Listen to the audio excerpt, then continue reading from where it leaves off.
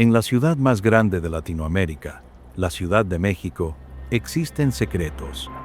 Hoy te contaré la historia de una casa que no existe, pero que es una casa que puede desaparecerte si te acercas demasiado.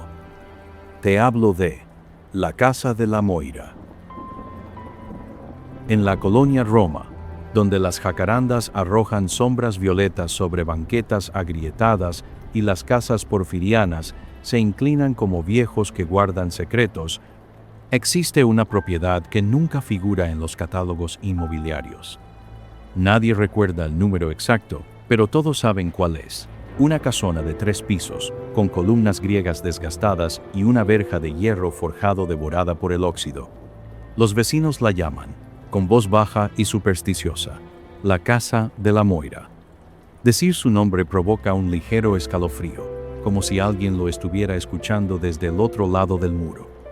Fue durante un invierno particularmente húmedo que el periodista Gerardo Ibarra, escritor de crónicas urbanas para un diario digital de investigación, decidió hacer algo que ningún otro periodista había hecho: cruzar el umbral de esa casa. Lo movía algo más que la curiosidad. Lo movía un silencio que se había instalado en su mente desde que leyó un expediente olvidado en el Archivo General de la Nación. Un reporte policial de 1932 hablaba de un culto esotérico, una mujer desaparecida y una casa que nadie se atrevía a expropiar. La dirección coincidía, y el apellido también: Moira Vendrell, última residente oficial registrada.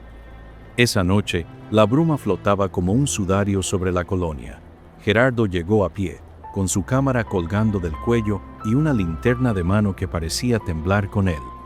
Tomó una foto de la fachada, las ventanas, cerradas con madera vieja, la puerta, de doble hoja, con aldabas en forma de serpientes enroscadas. Apenas dio un paso hacia el zaguán, la linterna parpadeó y se apagó.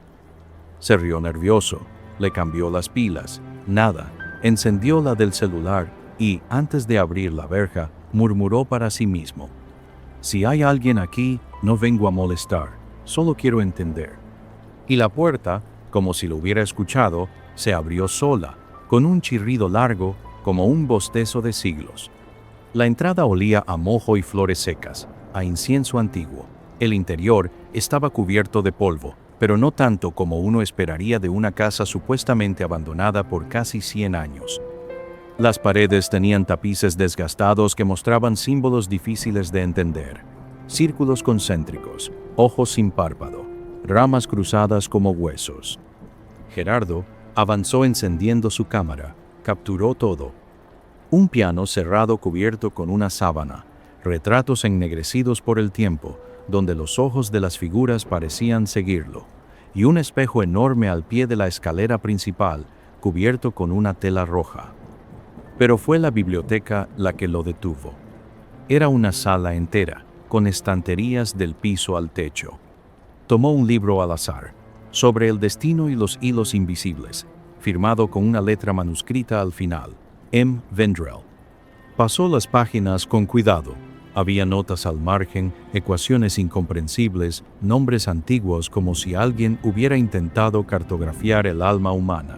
Una página tenía una oración escrita 3 veces. El hilo se tensa, el hilo se rompe, pero el nudo permanece. En ese momento algo cambió. El aire se volvió más frío, y entonces escuchó un sonido claro: pasos en el piso de arriba, no apresurados, no agresivos. Pasos lentos, decididos, como si alguien estuviera dando un paseo por su casa. Gerardo congeló su aliento. No estaba solo. Tomó su cámara y empezó a grabar mientras ascendía lentamente la escalera. Cada crujido de la madera bajo sus pies le parecía una sentencia. Al llegar al segundo piso, las puertas estaban todas entreabiertas. Una, al fondo del pasillo, tenía luz al otro lado, como si hubiera una vela encendida. Empujó la puerta. Adentro, una habitación circular, decorada como una especie de templo. En el centro, un maniquí vestido con una túnica negra, y sobre él, colgando del techo, decenas de hilos rojos que descendían como telarañas desde un aro metálico. Cada hilo estaba atado a una pequeña figura de cera. Cada figura tenía nombre. Uno de ellos decía, Gerardo Ibarra. Y entonces, la puerta se cerró sola detrás de él. La habitación circular tenía una acústica extraña. Cada paso que Gerardo daba resonaba como si lo diera dentro de una catedral de piedra. Las velas parpadeaban sin brisa visible, y las figuras de cera, suspendidas por hilos, parecían inclinarse hacia él. El ambiente era tan espeso que se sentía como si estuviera bajo el agua. Tomó entre sus manos una de las figuras. Era pequeña, tosca, pero extrañamente detallada. Tenía grabado su nombre en la base, Gerardo Ibarra. La cera estaba tibia al tacto, como si no fuera un objeto sino una piel viva. Sintió entonces algo detrás de él, un susurro breve y agudo, como el crujir de un hilo que está por reventar. Se giró de golpe. No había nadie. Pero la figura en sus manos ya no tenía su nombre. Estaba en blanco. Miró las demás. Donde antes había nombres como Aurora, Ramiro, Catalina y Hernán, ahora había solo superficies lisas. El terror fue inmediato. No solo por la imposibilidad del fenómeno, sino por la idea de que algo lo estaba observando y borrando, como si reescribiera la realidad mientras él respiraba. Entonces, las velas se apagaron. Una oscuridad total lo envolvió. El silencio era tan absoluto que podía oír los latidos de su corazón. La cámara, en su cuello, parpadeó con su luz nocturna encendida. Levantó el visor. Vio la habitación y algo más. Al fondo, justo donde colgaban los hilos, había una mujer, alta, delgada, con una túnica negra hasta los pies. Su rostro era pálido como la cal, sin expresión.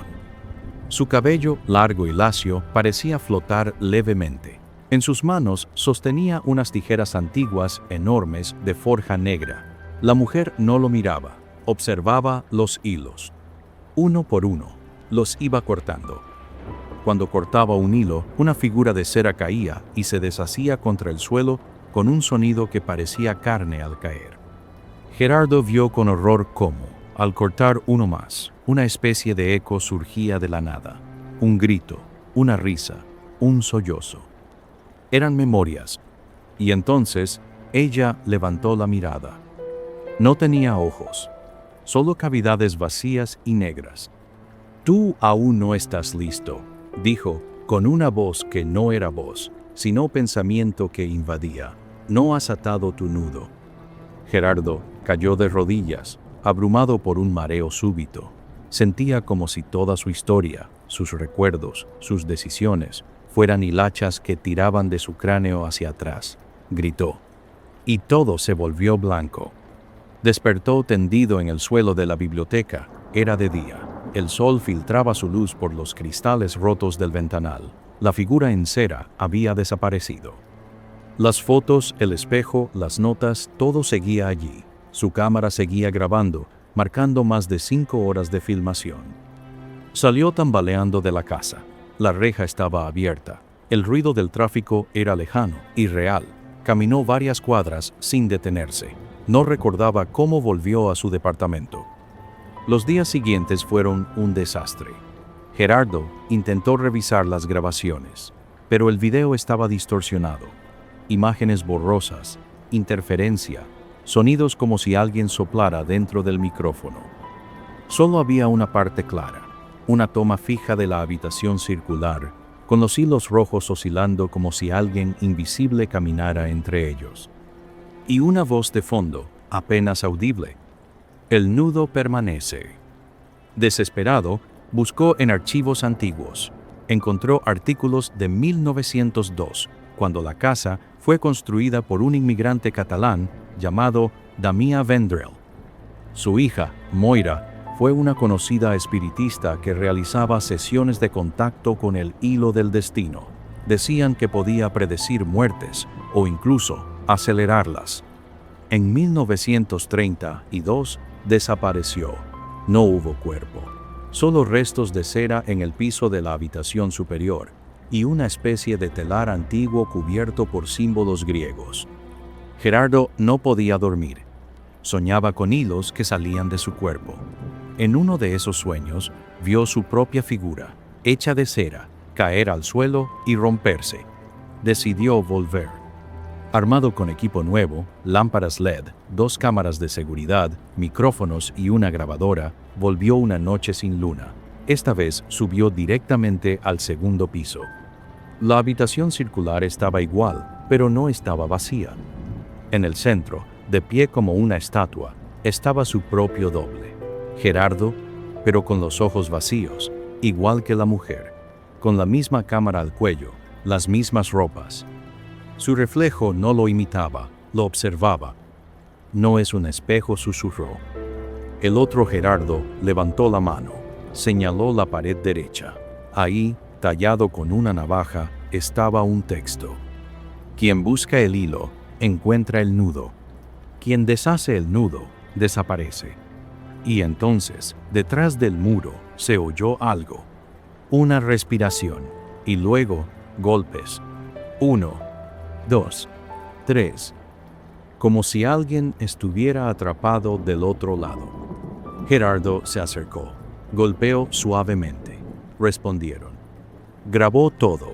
El muro, frío como hielo, parecía palpitar. Las voces eran difusas. Risas, llantos, frases incompletas. Todo el sufrimiento de décadas contenidas en ese lugar.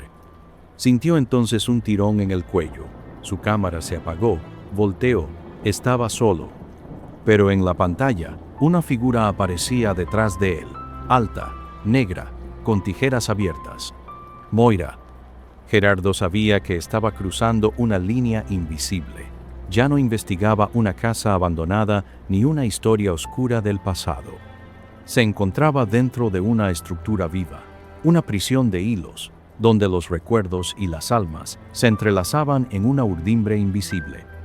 Volvió a mirar el muro. Los golpes se habían detenido, pero la textura parecía cambiar, como si estuviera hecha de carne bajo un velo de pintura. Lo que fuera que había del otro lado lo llamaba. Retrocedió hacia el centro de la habitación. El telar estaba ahí. Los hilos colgaban, pero algunos se tensaban ligeramente, como si algo invisible los sujetara. Uno de ellos palpitaba, rojo oscuro, como una vena. Gerardo se acercó. Ató su dedo al hilo. Un latido. 2. Y entonces se abrió el tiempo.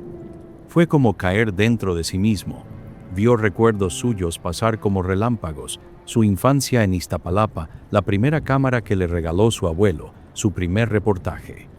Luego vinieron imágenes que no eran suyas, una mujer bañada en cera, gritando en latín, un niño perdido entre espejos, un hombre anciano tejiendo sombras con cabello humano. La Moira lo miraba desde todos los recuerdos. El que ata el hilo debe cortarlo también, dijo su voz, saliendo del interior del telar. Gerardo, en un acto de puro instinto, tiró del hilo. Se cortó el dedo. Sangre.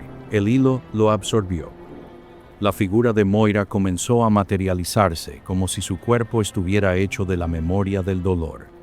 Las tijeras estaban ahora en su mano. Se acercó lentamente. Si cortas tu hilo, quedas libre, pero lo que olvides no volverá. Gerardo sintió la presión en su mente. ¿Qué estaba dispuesto a dejar atrás para liberarse? ¿Qué parte de sí mismo podía cortar sin volverse otro? Pensó en su madre, en su miedo, en su nombre, y gritó. Despertó en su cama, empapado en sudor.